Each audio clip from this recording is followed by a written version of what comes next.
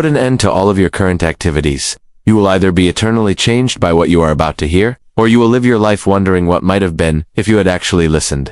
This is not another speech about hope and struggle. This is a revolutionary blueprint from someone who has refused to back down from a challenge to empire. From Burkina Faso, I'm Ibrahim Traoré, and I'm addressing you. But the weight of a whole continent coming to its senses is in my words. I have observed the overthrow of regimes, the inside workings of oppression, and the transformation of common people into unstoppable change agents. I'm going to tell you secrets today that the powerful didn't want you to know. Let me ask you a question that will bother you first, though. What if I told you that everything you've been taught about your past, your limitations, and your potential is not only incorrect, but also purposefully created to keep you helpless? I don't address you as a remote bystander offering commentary on your fight, Black American brothers and sisters. I address you as someone who is aware of the same fire blazing in your eyes.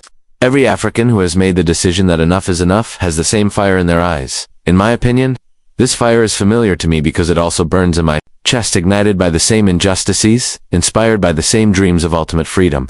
You may ask yourself, what gives me the right to speak so boldly to you? Allow me to share what I have seen. I've witnessed how international power structures function when they believe no one is looking. I've seen how they handle entire populations like chess pieces on their game board in their strategic plans, board meetings, and private communications. They have manipulated currencies, orchestrated conflicts, and manipulated the ascent and decline of African leaders. More significantly, though, I have witnessed what occurs when those who have been told they are nothing at last realize they are everything. Various continents may have various costumes for our pain: resource theft in our lands, economic colonization in our villages, police violence in your cities, and educational apartheid in your schools. Don't be misled, though. It comes from the same contaminated well: the systematic thievery, the oppression, and the deliberate humiliation meant to crush our souls. All of it is a part of a single, enormous, globally coordinated system. We stand here, nevertheless, unbowed, unbroken, breathing, battling, and producing beauty in the middle of turmoil. And what scares them the most is this reality: our survival, our refusal to vanish, and our determination to thrive in spite of everything. Before I go any farther, though, I want you to grasp something that will change your entire perspective on power. The greatest weapon they ever used against us wasn't the whip, wasn't the pistol, wasn't even the economic policies designed to keep us dependent. The most effective tactic was persuading us that we are distinct from one another, that our problems are personal rather than group-related, and that our fates are unrelated. I approach you today with the love of someone who views you as family, not with a condescending demeanor or a superiority complex, just the honest truth. I've spent years researching the tactics used by global powers to undermine, divide, and take advantage of entire populations. They have mastered the art of making the oppressed appreciate their chains, and I have seen it firsthand. Through their media, educational systems, and cultural organizations, they are continuously whispering in your ears that you have no control, convincing you that you have to scrounge for scraps at tables you built with your labor, sweat, and ingenuity has given rise to a whole industry. They want you to believe that you are helpless victims who must rely on their systems, their charity, and their approval to feel valuable.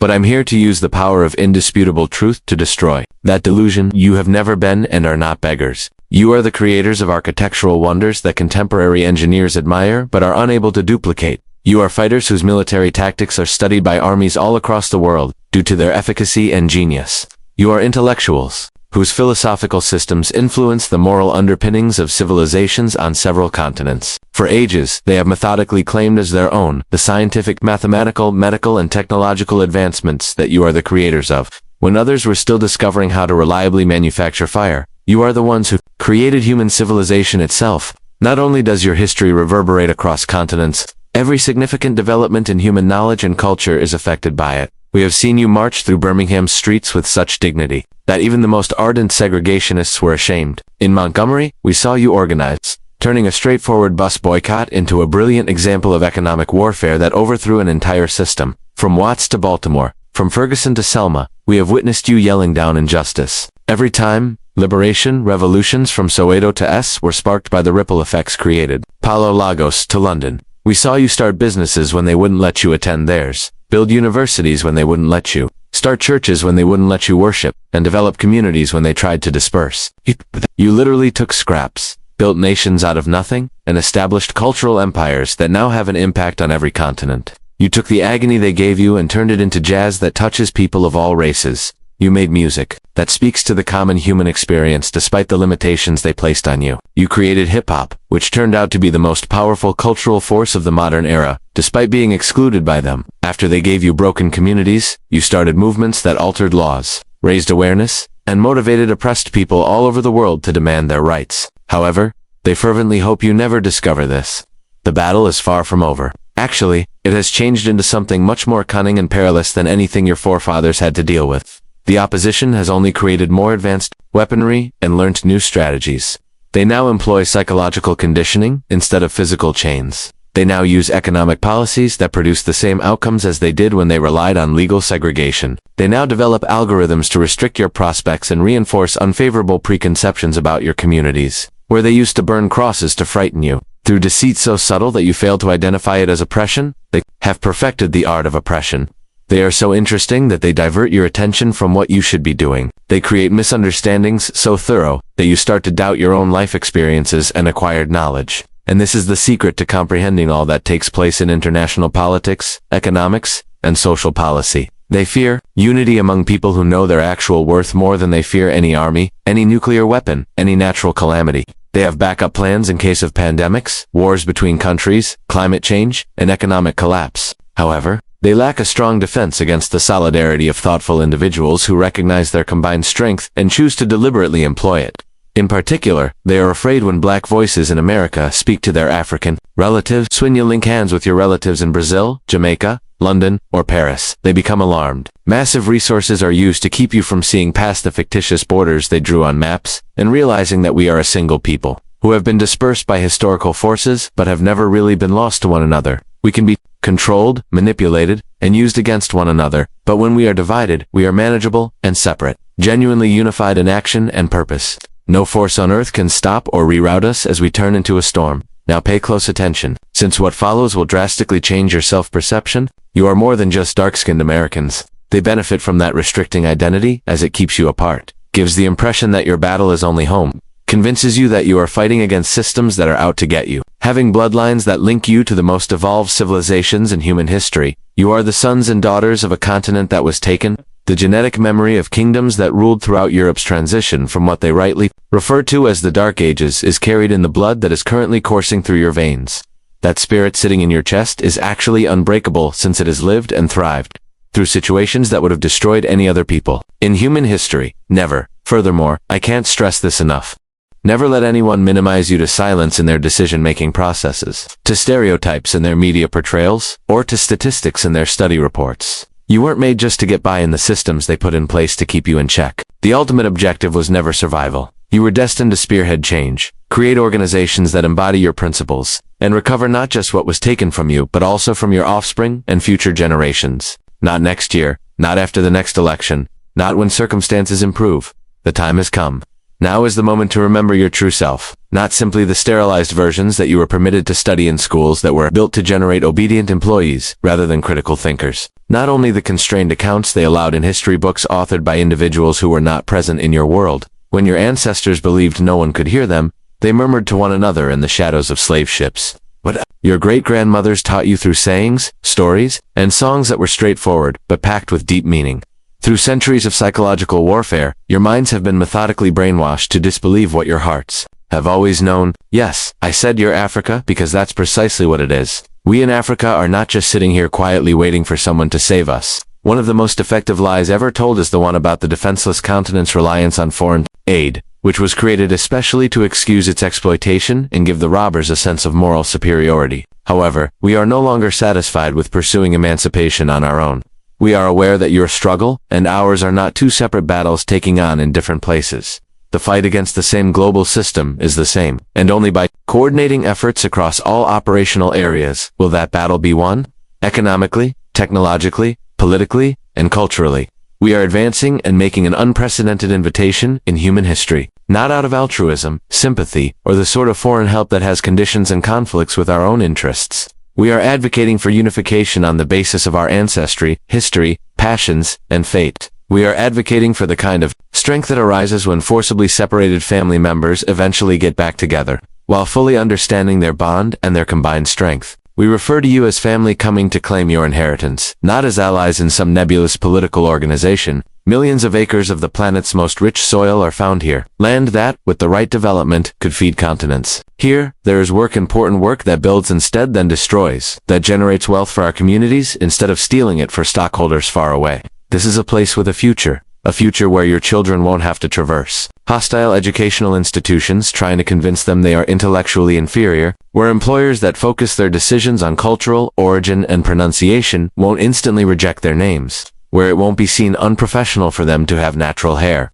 Thus, rather than being a focus of prejudice, their skin will serve as a source of pride that links them to greatness. Above all, however, this is a place of healing, deep generational healing from scars so profound they have been handed down through DNA. Systematic trauma has influenced how entire societies react to relationships, authority, education, and economic opportunities. Arrive as travelers looking for genuine experiences to share on social media, not as missionaries saving those you've been taught to consider less fortunate, not as investors searching for cheap labor and exploitable resources. As builders, we are prepared to sow the seeds that will sprout into the forests that your great-grandchildren will find refuge in. Come as family members prepared to provide your resources, expertise, and abilities to the global emancipation of our people. Think beyond the fictitious restrictions imposed by currencies and passports, outside the mental cage of national borders drawn by those who never cared about us. Consider legacy, what you will leave behind for unborn children who deserve to live in a society that presumes rather than questions their intelligence, where their potential is unbounded rather than restricted by zip codes and melanin levels, and where their attractiveness is praised rather than contested. Right now, the earth is changing beneath our feet. It is getting harder to conceal the fissures in the empire that has ruled world politics and economy for centuries. Traditional power structures are not working. Conventional coalitions are disintegrating. Perceived permanent economic structures are turning out to be brittle. Those who are aware of who they are, their history, and their power must take the lead in guiding the world through this period of extraordinary change. We will not beg to be admitted to tables where we are not welcome for another generation. We won't waste our time and effort trying to change systems that were created with our exclusion in mind. We shall no longer look to those who benefit from our self-doubt for approval. Instead, we will build our own tables, establish our own institutions, create our own systems of justice, education, and economic development that serve our interests and represent our ideals. Now is the moment. It's an extraordinary chance. It's an urgent and genuine call, and it's a straightforward decision that will determine not only your own life, but also the course of our people for future generations. Are you going to respond? However, allow me to clarify why this particular period is unique in our history. How your answer to this call will decide whether your generations inherit freedom or more advanced kinds of enslavement, and why the stakes have never been higher. In addition to centuries of oppression, our people have seen systematic campaigns to eradicate us from history, conscience, and the future itself, on every continent where they have been dispersed. In the diamond mines of Sierra Leone, where African hands extracted wealth that built European cities, or in the gold mines of South Africa, where apartheid perfected the art of legal oppression, or in the cotton fields of Georgia, where your ancestors, unpaid labor, built American capitalism, our people have been the driving force behind global economic development while being denied any share in the prosperity we created. Depending on the location and political structure, this oppression may manifest itself in various ways. Resource theft under the pretext of development in Nigeria, educational segregation in London, debt slavery in Chad, and police brutality in Chicago. However, if you take away the superficial distinctions and look at the underlying structures, you will find that they are all expressions of the same well-coordinated global system. This system was not the result of historical chance or accident. It was not the accidental result of natural economic forces or cultural misinterpretations. Every facet of it was created with mathematical precision, implemented with purposeful intent, and maintained via ongoing adaptation and development. If you comprehend nothing else, you need to understand this. Free work was never the only goal of slavery. They could have utilized the same indentured servitude methods they used with impoverished Europeans if that was all they wanted. There was something far darker about slavery. The total annihilation of identity, the methodical breaking of ties between individuals and their roots, the development of a human class that would be psychologically unable of resisting because they were so cut off from their cultural roots. Access to resources and territory was never the only goal of colonialism. Just as they did with strong Asian empires they found difficult to subjugate, they could have developed profitable trading ties with African nations. The goal of colonialism was to destroy the psychological and spiritual underpinnings of entire civilizations and establish such a deep dependence that former colonies would continue to support the economic interests of their former masters even after gaining political independence. In America, segregation has always involved more than just keeping racial groups physically apart. Instead of opposing back to Africa movements, they would have backed them if the objective had been simple avoidance. Even when legal barriers were lifted, psychological barriers would still restrict what we think is feasible for ourselves. Since segregation was about establishing and sustaining a sense of inferiority, that was so strong that it would continue to perpetuate itself over generations. And the same basic goal they have always had is served by the economic games they play through international monetary policies, the cultural stereotypes they spread through international media systems, and the political scheming they do through international organizations and foreign aid programs, to convince us that our power is a myth, to erase our history, and to make us forget our worth. They require us to view ourselves through their prism, to define ourselves in terms of their constraints, to gauge our value by their standards, and to have only aspirations that they are confident we can fulfill. We are still here, however, after 4 centuries of the most cunning, well-funded, and technologically advanced persecution in human history, during which every resource of every empire was used to destroy our identities and shatter our spirits. We're still making things. We're still getting up. We continue to reject their idea of what we are capable of becoming. They never recognized or celebrated that survival, that obstinate, amazing unwillingness to vanish, as a kind of success, since recognizing that would entail admitting that their entire system fell short of its ultimate objective. Despite the terrifying experience of the Middle Passage, our ancestors managed to maintain cultural aspects that link us to our roots to this day. They continued to produce languages, music, storytelling, and spiritual practices that preserved community over generations despite the cruelty of plantation slavery. They developed institutions, universities, businesses, churches, and organizations that educated generations and laid the groundwork for future advancement despite the psychological warfare of Jim Crow. They endured the legal violence of mass incarceration intended to re-establish slavery through other methods, the medical violence of experimentation and neglect, the educational violence of underfunded schools, and the economic brutality of urban disinvestment. Furthermore, they produced rather than merely surviving. They turned anguish into exquisite art that transcends ethnic and cultural boundaries. They transformed conflict into theoretical frameworks that impacted liberation movements across the globe. They transformed exclusion into greatness that could not be disregarded or rejected, poverty into innovation, and limitation into creativity. Above all, they connected with one another over impossibly long distances, establishing networks of support that went beyond the arbitrary borders colonists drew on maps to separate us. They could never take away that power. It's the strength that shoots through your veins as you hear these words. Regardless of how much violence they committed, how advanced their tactics grew, or how much money they spent on programs meant to make us feel helpless, it's the ability to instantaneously and deeply link you with strangers who have gone through similar experiences across borders and cultures. The bond is so strong that it goes beyond spoken words. Between a black child from Dar and one from Detroit, between a young woman in Accra who is struggling for dignity and another in Atlanta who is campaigning for justice, between a farmer battling for land rights in Burkina Faso and a teacher in Chicago who is dealing with underfunded schools, between an innovator developing solutions in Nairobi and an entrepreneur establishing firms in Brooklyn, our tales are woven together like DNA strands. Despite the fact that we speak various languages, follow different religions, and fly different flags, our genetic memory of resistance is identical. Our inherited knowledge of surviving and flourishing in the face of adversity is the same. The same creative brilliance that turns challenges into opportunities is within us. We are descendants of people who looked at systems designed to destroy them and said, "No, we will not be broken. We will not disappear. We will not accept your definition of what we can become." That refusal, that magnificent, stubborn, unbreakable refusal is coded in our DNA, and it activates whenever we truly connect with each other across the artificial divisions they created to keep us weak. But here's what I need you to understand about this moment in history. Resilience alone is no longer sufficient.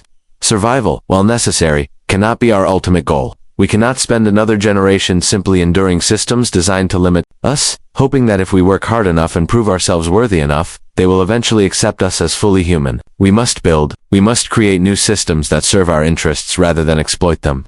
We must rise with complete awareness of who we are, where we come from, and what we are capable of achieving when we work together with shared purpose. Our strength is not just emotional or spiritual, though those dimensions are crucial. Our strength is intellectual. We have produced some of the most brilliant minds in every field of human knowledge. Our strength is cultural. We have created forms of artistic expression that shape global consciousness. Our strength is economic. Collectively, we control trillions of dollars in resources and consumer spending power. Our strength is political. We have the numbers and the organization to influence policy at every level of government. Most importantly, our strength is collective. When we work together across artificial boundaries of nationality, class, and ideology, we become capable of achievements that seem impossible when we work as isolated individuals or competing factions. We must begin to act with unity of purpose, with clear strategic intention. and with long-term vision that extends beyond immediate crisis to encompass generational transformation. The lies that have kept us divided have served their purpose long enough. The myths that convinced us we had nothing in common with each other have outlived their usefulness. Their usefulness to them, not to us. Africa is not separate from Black America, and Black America is not isolated from Africa. The Caribbean is not disconnected from both continents. Black Europeans are not facing fundamentally different challenges. We are one people, scattered by historical forces, but connected by shared experiences, shared interests, and shared destiny. Our enemies have always understood this truth. That's why they invest so heavily in keeping us apart, in making us see each other as strangers, in convincing us that our differences are more significant than our similarities. The truth they work so hard to hide is that our shared struggle should no longer be just a source of pain and trauma, but the foundation for the most powerful unity movement in human history. The systems that oppressed us were global in scope, coordinated in implementation, and consistent in purpose across different continents and different time periods. Our response must match their scope, coordination, and consistency. We must reach across oceans, literally and figuratively, and recognize each other as family members who have been separated by violence, but never truly lost to each other. We must rebuild connections that were deliberately torn apart, not to return to some romanticized version of the past, but to claim the future that belongs to us. For centuries, we have remained standing in the face of everything they could throw at us. That strength, that incredible, tested, proven strength, must now be transformed into movement, into strategy, into coordinated action that changes the fundamental balance of power in the world. We are not scattered seeds blown randomly by historical winds. We are roots of the same magnificent tree, and the deeper our roots connect beneath the surface, the stronger our branches will grow above ground, the more abundant our fruit will be, the more shade we can provide for future generations. Now, I want to address something that goes to the very heart of how you see yourself and your place in the world. We are not here to beg for inclusion in systems that were designed to exclude us. We are not here to wait for approval from people who profit from our self-doubt. We are not here to plead for space at tables where our presence makes others uncomfortable. The time for seeking validation from our oppressors ended long ago. The era of measuring our progress by their standards, celebrating when they acknowledge our humanity as if it were a gift they had the right to give or withhold, accepting their definitions of success as if they understood what success means for people who have faced what we have faced. That era is over. We are not victims. Despite centuries of systematic efforts to convince us that victimhood is our permanent identity, we have been victimized. No honest person can deny that reality. We have suffered injustices that would have destroyed other peoples entirely. But suffering is something that happened to us, not something we are. We are defined not by what was done to us, but by how we responded to what was done to us. We are defined by our refusal to be broken, our insistence on creating beauty in the midst of ugliness, our determination to find joy despite every attempt to crush our spirits. We are defined by our will to overcome circumstances that were specifically designed to be insurmountable, to transform obstacles into opportunities, to rise above limitations that were supposed to be permanent. That is who we are. That is who we have always been. Even when we temporarily forgot due to the intensity of psychological warfare directed against us. There are forces in this world that profit from keeping us trapped in cycles of dependency. They need us to believe that we cannot survive without their systems, their institutions, their approval. They want us to think that without their jobs, their schools, their loans, their programs designed to help us, we would collapse into chaos and dysfunction. But that belief is the foundation of the most successful lie ever told in human history. Black people have been creating, building, inventing, organizing, and leading since the dawn of human civilization. Long before the first European learned to navigate beyond coastal waters. Long before the concept of racial hierarchy was invented to justify slavery and colonization. Long before any of the systems that currently dominate the world existed, we were developing mathematical concepts that formed the basis of modern engineering. We were creating architectural techniques that produce structures still standing thousands of years later. We were establishing trade networks that connected 3 continents. We were governing societies with legal and political systems so sophisticated they influenced civilizations around the world. We were practicing medicine that treated not just physical symptoms but understood the connection between mental, spiritual, and physical health. We were developing agricultural techniques that sustained large populations without depleting natural resources. We were creating art, literature, and music that expressed the full range of human experience and emotion. We were living in harmony with natural systems, understanding ecological relationships that modern environmentalists are only beginning to appreciate. We were raising children in community structures that ensured every child had multiple sources of guidance, protection, and unconditional love. That innovative, creative leadership capacity is still within us. It was never lost or destroyed, only suppressed and redirected by systems designed to exploit our talents while denying us the benefits of our own creativity and labor. What must change now? What must change immediately is how we see ourselves, and what we believe is possible when we work together with shared purpose and coordinated strategy. We must stop allowing others to define our intelligence, our capabilities, our potential. We must reject their assessments of our character, their predictions about our future, their explanations of our past. We are not less intelligent, less capable, less valuable, less deserving than anyone who has ever lived. We are not broken people in need of fixing by others who supposedly understand our needs better than we do. We are not projects for charitable organizations to showcase their goodwill toward the less fortunate. We are capable of healing ourselves, educating ourselves, organizing ourselves, and creating systems of governance, economics, and social organization that reflect our values and serve our interests. We are not a people to be saved by benevolent outsiders. We are a people to be respected, collaborated with, and learned from by anyone wise enough to recognize what we have contributed to human civilization, despite every obstacle placed in our path. It is psychologically comfortable to fall into the role of victim when the weight of injustice is overwhelming. It is tempting to wait for rescue when systems seem designed specifically to crush your spirit and limit your options. But we must remember a truth that our ancestors knew even in the darkest moments of their experience. No one is coming to save us. The cavalry is not riding over the hill to rescue us from our circumstances. The benevolent government program that will finally solve our problems does not exist. The philanthropist who will lift us out of poverty, without expecting something in return, is a fantasy. The international organization that will defend our interests without advancing their own agenda is an illusion. The people who will liberate us are ourselves, working together with the same level of coordination, strategic thinking, and long-term planning that our oppressors have used against us for centuries. The power to transform our circumstances is already in our hands. It has always been in our hands, but we must choose to use it collectively, systematically, and strategically. That means taking responsibility for educating our children in truth, rather than leaving their intellectual development to people who profit from their ignorance. That means controlling our own economic resources rather than allowing others to extract wealth from our communities while giving us nothing in return, except debt and dependency.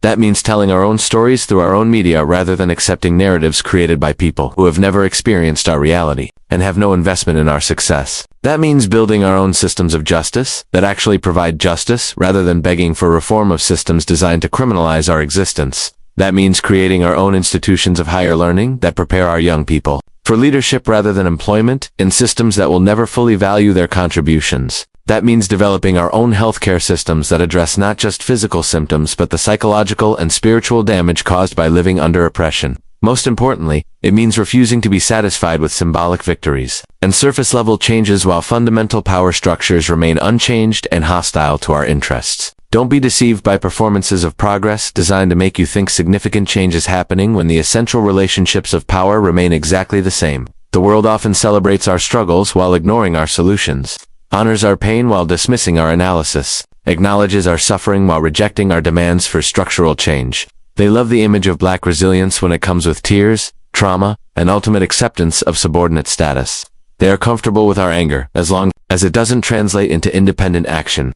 They will even celebrate our achievements as long as those achievements don't threaten their control over the resources and institutions that determine life. Outcomes for millions of people, but we must change that narrative completely. We must show the world what black power actually looks like when it is unapologetic, self-determined, forward-moving, and absolutely unstoppable. We must honor our ancestors not by repeating their suffering or dwelling endlessly on their pain, but by completing the mission they started. They dreamed of true freedom, not just the absence of legal restrictions, but the presence of real power to determine our own destiny. They dreamed of sovereignty, the right to govern ourselves according to our own values and interests. They dreamed of unity, the reunification of our people scattered across the globe by forces beyond their control. That dream, that vision, that mission is now our responsibility. Not just to hope for it, or pray for it, or wait for it to happen through the benevolence of others, but to build it through our own efforts, our own resources, our own strategic coordination. It is time to reclaim the narrative of who we are and what we are capable of achieving. We are not burdens on any society. We are the creative and productive force that built every society we have been part of. We are not outsiders looking for inclusion. We are original peoples whose innovations and labor created the foundations of modern civilization. We are not problems to be solved by others. We are solutions waiting to be implemented by ourselves. Everything they said we could not do, we have already done under circumstances that would have broken any other people in human history. Everything they predicted we would never achieve, we have achieved despite their active opposition and systematic sabotage. Now we must go further. We must lead in ways that are not just symbolic but structural, not just inspirational but institutional, not just individual but collective. We must stop asking for inclusion in systems that were specifically designed to exclude us. We must stop seeking approval from people who profit from our self-doubt. We must stop trying to reform institutions that function exactly as they were intended to function. Instead, we must create our own systems, build our own institutions, establish our own networks of mutual support and collective advancement. The world will try to keep us in the role of dependent people, because it is easier to control those who believe they need permission to act in their own interests. But the truth is simple and powerful. We don't need them. We need each other. We need unity that transcends national boundaries and ideological differences. We need clarity that cuts through propaganda and misinformation. We need shared purpose that gives meaning to individual struggles by connecting them to collective liberation. We need courage that sustains us through the inevitable challenges and setbacks that come with any effort to transform fundamental power relationships. That is how we stop being seen as victims and begin walking as the leaders we have always been, even when leadership was denied to us in their systems. Let them see us not with pity or sympathy, but with respect and recognition of our power. And if they cannot give that respect, we will stand tall without it, because we know who we are, and that knowledge is sufficient foundation for everything we need to build. Now, I want to share with you something that will fundamentally change how you understand global politics, economics, and social movements. There is a pattern in history that repeats so consistently it cannot be coincidental. Every single time black people have begun to unite across national boundaries, ethnic differences, and class divisions, those who control global power structures have moved swiftly and decisively to disrupt that unity before it could reach critical mass. This is not paranoia. This is not conspiracy theory. This is documented historical fact. And the documentation exists in their own archives, their own government records, their own corporate communications. When Marcus Garvey built the largest mass movement in black history, connecting African omens with Africans and Caribbean people around shared interests and coordinated action, they didn't just attack him personally. They infiltrated his organization, sabotaged his business ventures, and ultimately imprisoned and deported him to prevent his movement from achieving its goals. When the Black Panther Party began building international connections with liberation movements in Africa, Asia, and Latin America, when they started providing concrete examples of what self-determination could look like in practice, they didn't just criticize their politics. They assassinated their leaders, destroyed their programs, and launched a campaign of psychological warfare designed to turn black communities against them.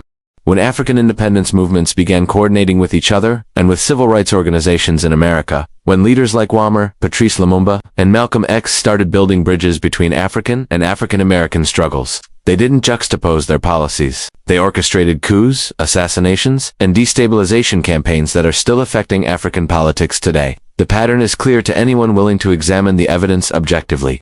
The global system that dominates world politics and economics today is not afraid of our individual voices, no matter how eloquent. It is not threatened by our protests, no matter how large. It is not intimidated by our anger, no matter how justified. What it fears most, what causes them to deploy massive resources and take extraordinary risks, is the possibility of true strategic coordinated unity among black people worldwide.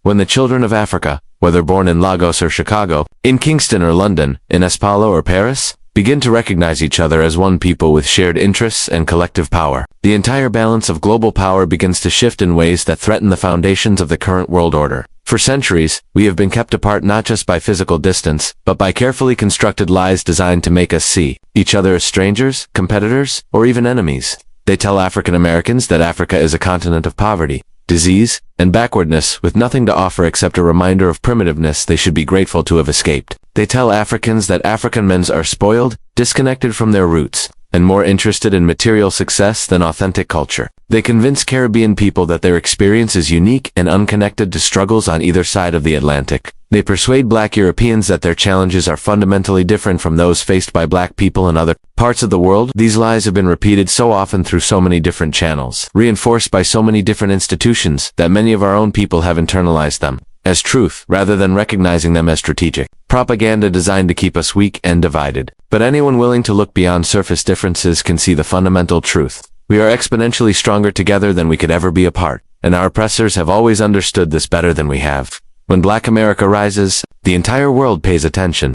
The civil rights movement inspired liberation struggles on every continent. The Black Power movement influenced revolutionary thinking from Africa to Asia to Latin America. Hip-hop culture, born in the housing Projects of New York, now speaks to oppressed people in languages from Arabic to Mandarin to Portuguese. But imagine the power of those movements if they had been supported not just by solidarity statements and cultural exchanges, but by coordinated economic and political action from an entire continent. Imagine if every struggle for justice in America was backed not just by hashtags and symbolic gestures, but by governments, resources, and strategic coordination from 54 African nations working in unity. And imagine if Africa's rise, which is happening right now, despite what their media tells you, was not left to the whims of foreign corporations and international monetary policies controlled by our former colonizers, but was supported and accelerated by the vision, capital, technological expertise, and global networks of 70 million African Americans, plus millions more in the Caribbean, Europe, and Latin America. That connection is not a fantasy. It is not a utopian dream that ignores practical realities. It is the most realistic path to liberation for all of us, and it is absolutely achievable within our lifetimes if we have the courage to pursue it systematically. The system that currently dominates global politics and economics is built on keeping us separated and suspicious of each other. It thrives when we see each other as competitors rather than collaborators. It wins when we prioritize our differences over our commonalities. It profits when we are divided by shade of skin, by accent, by nationality, by class, by the artificial distinctions they have trained us to see as more important than our shared interests. Because when we are divided, we are easier to exploit economically, easier to silence politically, easier to control culturally, easier to convince that our problems are local rather than global, individual rather than systemic. But unity, real unity based on shared understanding and coordinated action, changes everything. Unity commands respect rather than begging for it. Unity builds independent economic systems rather than depending on theirs. Unity protects communities from external exploitation rather than hoping for protection from those who profit from that exploitation. Unity creates new rules of engagement rather than accepting their terms forever. We are living through the most significant transition in global power relationships since the end of World War II. Old empires that have dominated for centuries are losing their grip on resources, markets, and political influence. New centers of power are emerging in regions they can no longer control through traditional methods. Economic systems that seemed permanent are proving fragile when confronted by coordinated resistance. The question that will define the next century is whether we will remain scattered and reactive, responding to changes initiated by others, or whether we will come together proactively and shape the emerging world order according to our own interests and values. That unity does not require us to become identical. We do not need to speak the same language, practice the same religion, or adopt uniform cultural practices. What we need is shared strategic vision, mutual respect across our differences, and commitment to collective liberation that transcends individual or national interests. The connection between Africa and Black America is not just emotional, it's strategic. Africa holds what Black America lacks: vast land, unmatched resources, and cultural continuity. It's a place where sovereignty isn't a dream, it's possible. It offers freedom from the systems that profit off your labor while denying your legacy. And Black America brings what Africa needs: experience navigating Western power structures, massive economic influence, global visibility, and institutional access that could shift the balance of power worldwide. Together, this is more than a reunion, it's a revolution. But it doesn't start with governments, it starts with you. It starts with relationships, not charity trips or token gestures, but real partnerships built on shared struggle and shared vision. It starts with learning Black Americans studying governance and sovereignty in Africa, and Africans learning how to move through global systems built to shut them out. It starts with investing, not handouts, but mutual empowerment, economic, cultural, and spiritual. It starts with solidarity, not just for celebrations, but when communities are under siege, when voices are silenced, when young people need guidance. Most of all, it starts with mindset, dismantling the mental walls colonialism and racism have built between us and recognizing we are not strangers. We are one people, long divided. The world fears that unity because they know it would be unstoppable, and they are right to fear it. Because once we realize that our destinies are bound, no empire, no system, no lie can stand in our way. This is not some distant dream. It begins the moment you decide that disconnection is no longer acceptable. It's time. The bridge is waiting. Cross it.